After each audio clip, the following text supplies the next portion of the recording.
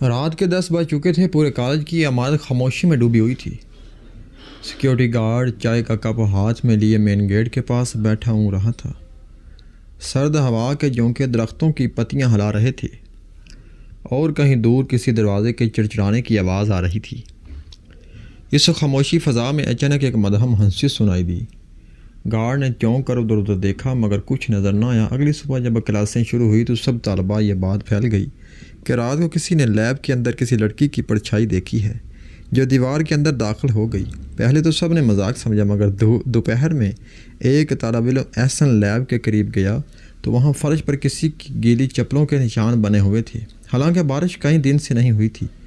احسن کے ساتھ اس کا دوست ہارون بھی تھا۔ دونوں نے مذاق میں کہا کہ چلو دیکھتے ہیں کون سی بھوتنی ہے، مگر جیسے ہی دروازہ کھلا ایک ٹھنڈی لہر ان کے جسم سے گزری۔ لیب کے اندر اندھیرا چھایا ہوا تھا اور صرف ایک بلب جلمل رہا تھا۔ اچانک بلب بجھ گیا۔ احسن نے موبائل کی ٹارچ آن کی تو کونے میں ایک لڑکی کھڑی تھی، سفید لباس میں بال کھلے ہوئے، چہرہ چھپا ہوا۔ دونوں کے قدم منجمد ہو گئے۔ ہارون نے دھیمی آواز میں کہا، کون ہو تم؟ لڑکی نے آہستہ سے سر اٹھایا۔ اس کی آنکھیں بالکل سیاہ تھیں۔ ایک لمحے میں اس کی چیخ گونجی اور دونوں بے ہوش ہو گئے۔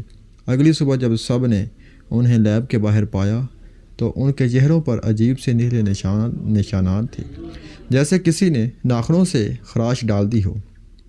کالج کی انتظامیہ نے اس واقعے کو شرارت قرار دیا مگر طلباء میں خوف پھیل گیا۔ ہر کوئی اس لڑکی کے بارے میں بات کر رہا تھا۔ کچھ کہتے وہ کسی زمانے میں یہاں کسی اسٹوڈنٹ تھی جو لیب میں حادثے کا شکار ہوئی۔ احسن جب ہوش میں آیا تو بار بار ایک ہی بات دہرا رہا تھا۔ وہ کہہ رہی تھی، تم نے میرا وعدہ توڑا۔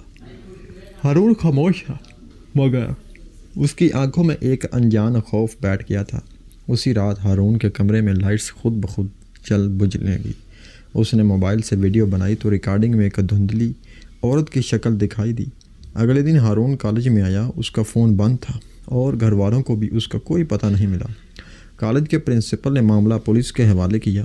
احسن کی حالت دن بدن خراب ہو رہی تھی۔ وہ بار بار کھڑکی کے باہر دیکھتا اور کہتا، وہ آ گئی ہے، وہ مجھے لینے آئی ہے۔ دوستوں نے اسے سمجھایا مگر بے سود۔ ایک رات ہاسٹل میں احسن اچانک غائب ہو گیا۔ صبح کمرے کے فرش پر اسی کے خون سے لکھا ہوا تھا، میں واپس آ گئی ہوں۔ یہ الفاظ دیکھ کر سب کے ہوش اڑ گئے۔ اب ہر رات ہاسٹل کے کمرے کے باہر قدموں کی چاپ سنائی دیتی۔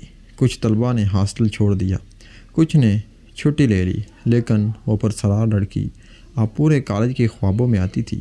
کوئی اسے مریم کہتا، کوئی آسیہ، مگر اس کا چہرہ ہمیشہ دھندلا رہتا۔